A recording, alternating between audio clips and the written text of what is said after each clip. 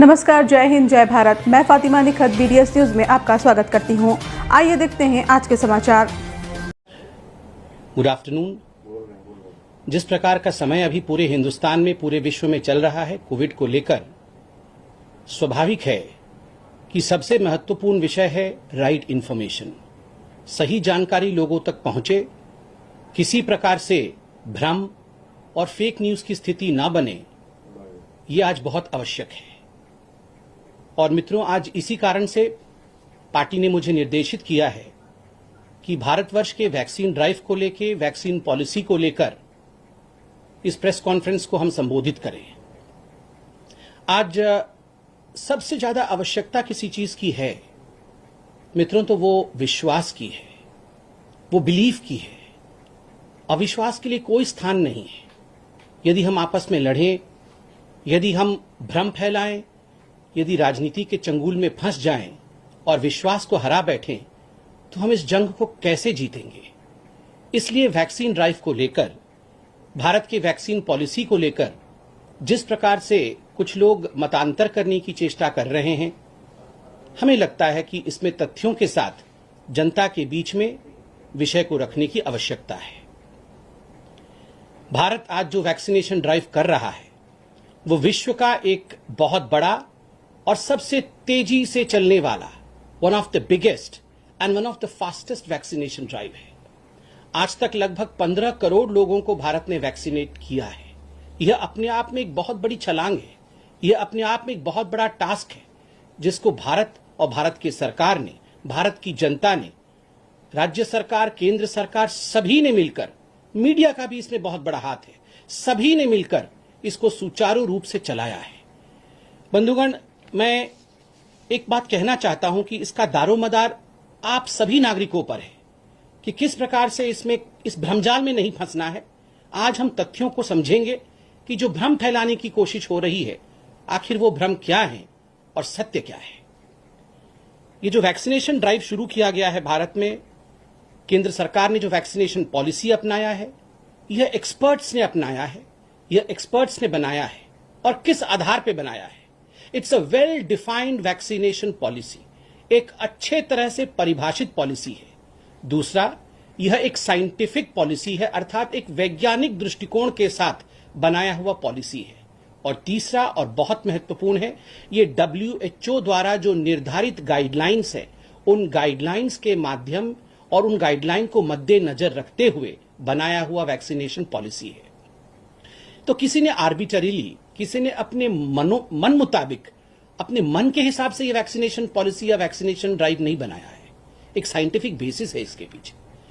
और जो मेडिकल और एपिडेमियोलॉजिकल ग्लोबल प्रोटोकॉल है, पूरे विश्व का कोविड को लेकर जो प्रोटोकॉल है, उसमें भारत की सरकार ने उसको मानते हुए जो प्रथम फेज वैक्सीनेशन ड्राइव का खोला था, उसमें फ्रंटलाइन वर्कर्स, जो बुजुर्ग हैं, जो एल्डरली है, 60 साल के ऊपर के हैं, और खास करके जो 45 साल के ऊपर और जो कोमॉर्बिडिटी के साथ हैं, क्योंकि 90% जो मोर्टेलिटी देखी गई थी वो इसी ग्रुप में देखा गया था। फ्रंटलाइन वर्कर्स में, डॉक्टर्स में, नर्सेज में, जो लोग सेवा कर रहे हैं कोविड मरीजों की, वो फ्रंटलाइन वर्कर्स में जो बुजुर्ग हैं, जो 60 साल के ऊपर हैं, जो लोग 45 के ऊपर हैं और जो कोमॉर्बिड हैं, इन लोगों में 90% मोर्टेलिटी देखी गई थी। इस कारण से जो वैक्सीनेशन पॉलिसी थी, उसका मुख्य लक्ष्य प्रथमतः यह था कि किस प्रकार से इन लोगों को हम, जो सबसे ज्यादा वनरेबल है, जो सबसे ज्यादा एक्सपोज्ड हैं, उनको भारत सरकार, उनको हम कैसे बचा सके। इसलिए सबसे पहले, सर्वप्रथम इनको वैक्सीनेट करना है। ये प्रोसेस सही चल रहा था। This whole process was gradually progressing and evolving as well. बंधुगण, उसी बीच कहीं ना कहीं मुझे दुख के साथ कहना पड़ रहा है कि राजनीति का भी प्रवेश हुआ। ठीक है, कंस्ट्रक्टिव क्रिटिसिज्म बिल्कुल होना चाहिए, मगर राजनीति के अंतर्गत कुछ 3-4 मांगे रखी गई। एक मांग था कि the central government should be opening up the vaccination policy. ये जो वैक्सीन पॉलिसी चल रहा है, कहीं ना कहीं ये सेंट्रलाइज्ड हुआ रखा है, सेंट्रल गवर्नमेंट के हाथ में है, और इसको ओपन अप करने की आवश्यकता है, इसे खोल देने की आवश्यकता है। अंग्रेजी में कहें तो इसे लिबरलाइज करने की आवश्यकता है, ऐसा एक मांग आया। आदरणीय राहुल गांधी जी ने भी इस विषय को रखा था कि इसे लिबरलाइज करने की और ओपन अप करने की आवश्यकता है। जो दूसरी बात कही गई वो बात कही गई कि why don't we draw in the private players. हम जो प्राइवेट प्लेयर्स हैं मार्केट में, हम उनको क्यों नहीं लाते हैं, उनको क्यों नहीं इसमें सम्मिलित करते हैं, कॉर्पोरेट्स को क्यों नहीं सम्मिलित करते हैं, बाकी जो प्राइवेट प्लेयर्स हैं उनको क्यों नहीं सम्मिलित करते हैं, वो भी स्टेक होल्डर बने और वो भी इस पूरे प्रोसेस में मददगार साबित हो, यह भी कहा गया। तीसरा विषय जो कहा गया, मुझे याद है प्राइवेट प्लेयर वाला विषय मैंने अभिषेक मनु सिंघवी जी ने भी कहा था, ट्वीट भी किया था, वो मैंने देखा था। तीसरा विषय जो कहा गया वो कहा गया कि give more space and levy and leeway to the states. जो राज्य हैं, जो राज्य की सरकारें हैं, उनको ज्यादा स्पेस दीजिए, राज्य सरकारों को ज्यादा स्थान दीजिए, ज्यादा महत्व दीजिए। Let them also have a say and let them also decide. राज्य की सरकार भी निर्णय ले, यह राज्य के सरकार के ऊपर छोड़ना चाहिए। यह भी मुझे याद है राहुल गांधी जी ने कहा था। और जो चौथी डिमांड रही थी, कई ऑपेड्स भी आए थे, कई अखबारों में भी छपा था, वो था ओपन मार्केट पॉलिसी, कि let the markets be open to the vaccine. आप वैक्सीन को मार्केट फ्लेक्सिबिलिटी पे छोड़िए। जब एक प्रतिस्पर्धा होगी मार्केट में और ओपन मार्केट होगा तो ये हर किसी तक पहुंच पाएगा और भारत अपने नागरिकों को यथाशीघ्र वैक्सीनेट कर पाएगा। बंधुगण, मुख्यतः ये 4 विषय रखा गया था डिमांड के रूप में। कहीं कोई एनजीओ डिमांड कर रहा था, कई राजनेता डिमांड कर रहे थे। इन सभी विषयों को ध्यान में रखते हुए आपने पिछली बार देखा कि केंद्र सरकार ने वैक्सीनेशन पॉलिसी को लिबरलाइज किया। The central government opened up the vaccination policy. केंद्र सरकार ने इस वैक्सीनेशन पॉलिसी को तुरंत खोल दिया, उसे लिबरलाइज कर दिया। जब ये इसे लिबरलाइज कर दिया गया, स्टेट्स की भी इन्वॉल्वमेंट हो गई, ओपन मार्केट की बात भी हो रही थी, प्राइवेट प्लेयर्स भी इसमें आ गए। ये सब कुछ होने के बाद कुछ भ्रम फैलाने की कोशिश की गई है। बहुत दुख के साथ मैं कहूंगा और उन भ्रमों को भी आपके सामने रखता हूं। क्या मुख्यतः कौन से भ्रम फैलाए गए? मुख्यतः 3 विषयों पे यहां भ्रम फैलाया गया।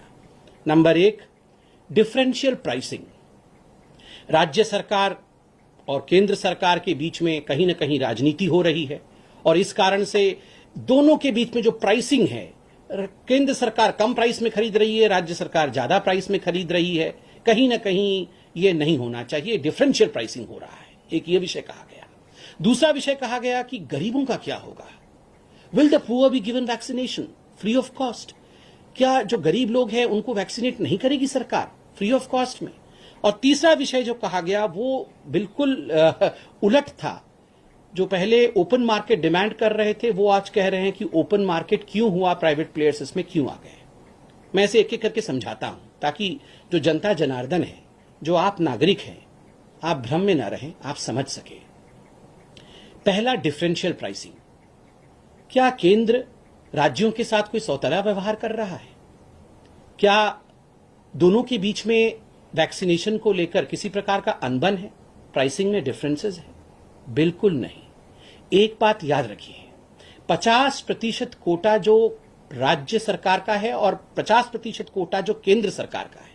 ये जो 50% केंद्र सरकार के पास है, the 50% that the central government has, ये जाता किसके पास है?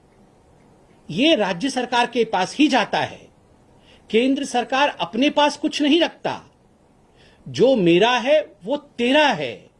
अर्थात 50% जो केंद्र का है, केंद्र के कोटे से जो वैक्सीनेशन आता है, जो वायल्स आते हैं, वो किसके पास जाता है? वो राज्यों के पास ही जाता है। राज्यों को मुफ्त दिया जाता है। 45 साल के ऊपर, 60 साल के ऊपर जो डॉक्टर्स हैं, जो फ्रंटलाइन वर्कर्स हैं, जो प्रायोरिटी लिस्ट मैंने आपको बताया, जो गरीब हैं, इनको मुफ्त लगता है। जो वनरेबल हैं, इनको मुफ्त लगता है।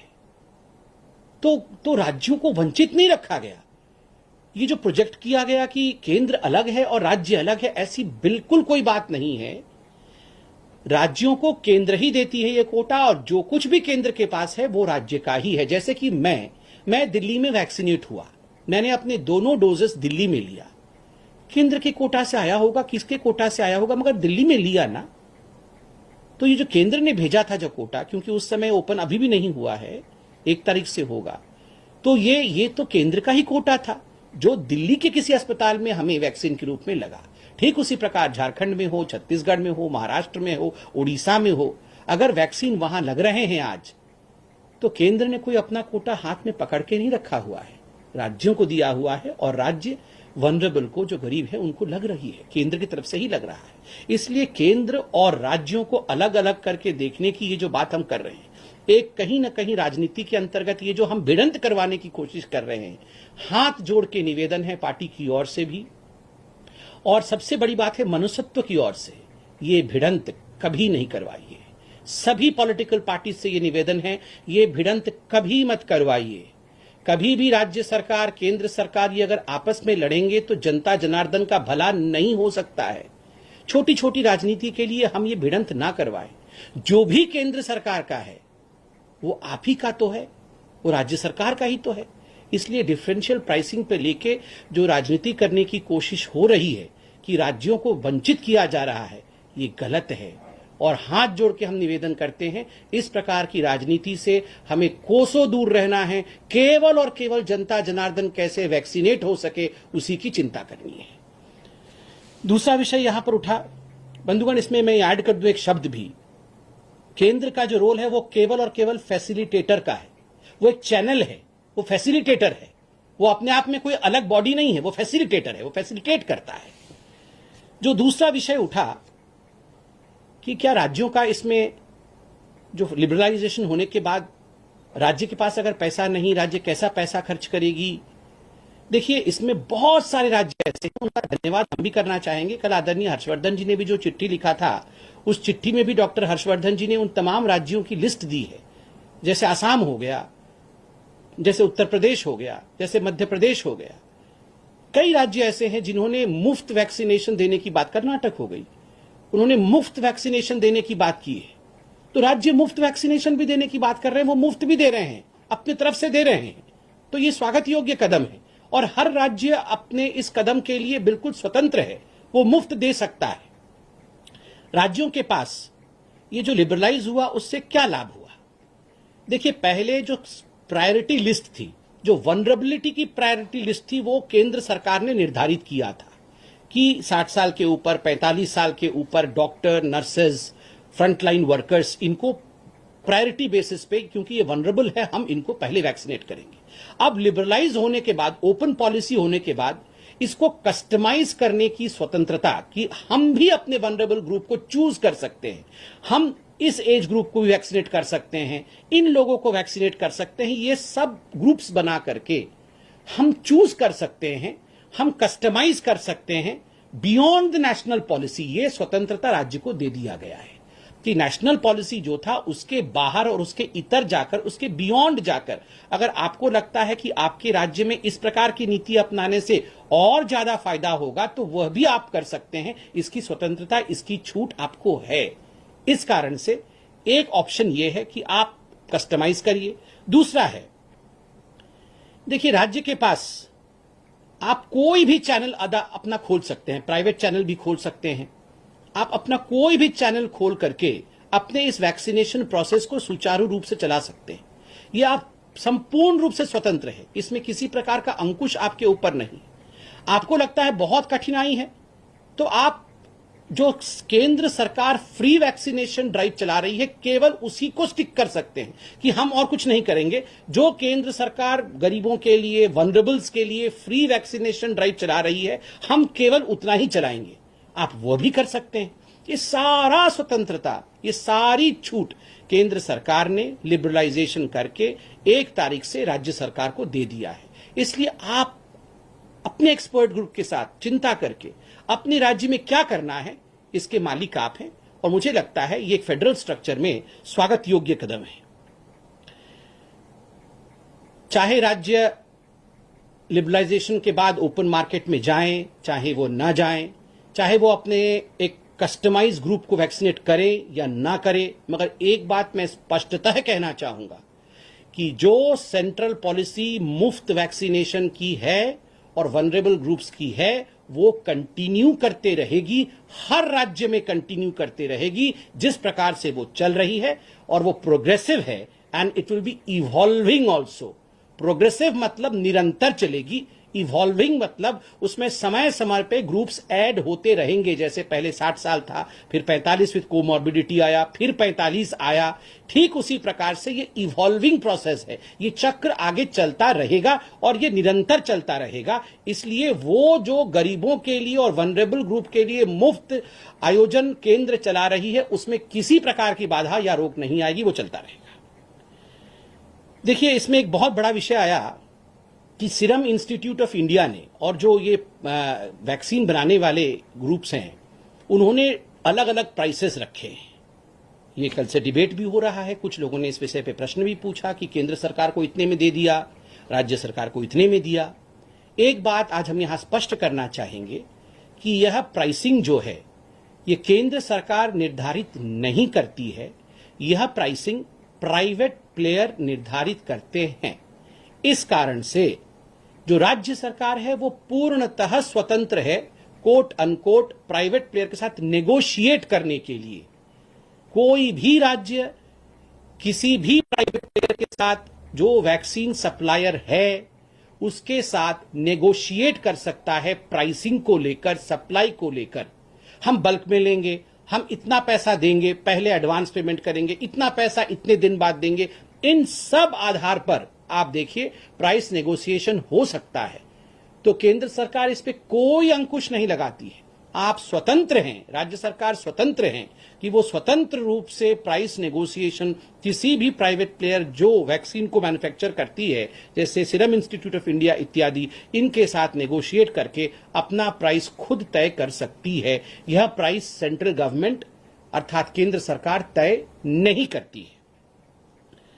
देखिए, मैं अंत में इतना ही कहना चाहूंगा कि बंधुगण, ये जो लड़ाई है कोविड के खिलाफ, इसमें भारत जीतेगा, अवश्य जीतेगा।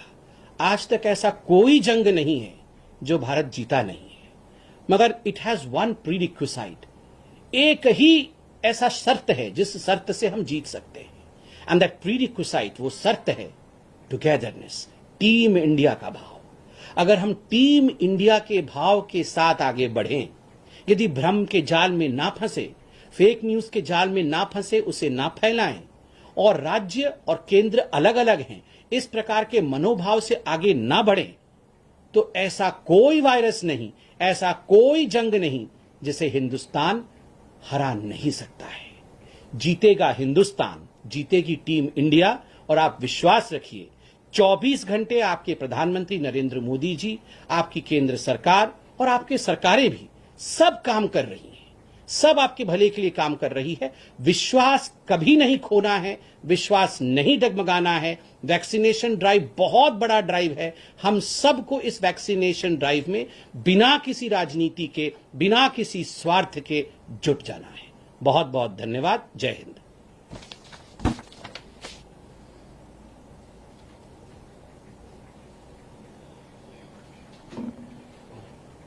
इसी के साथ ही ये समाचार समाप्त होते हैं। दुआ और उम्मीद यही कि आप जहां कहीं भी हों, खैर आफियत से हों, आपकी हर सू खुशगवार हो और हर खुशगवार सू का अंजाम बखैर हो। इन्हीं दुआओं के साथ मुझे और मेरी टीम को दीजिए इजाज़त। देखते रहिए BTS news. Like and subscribe करना ना भूलें। जय हिंद।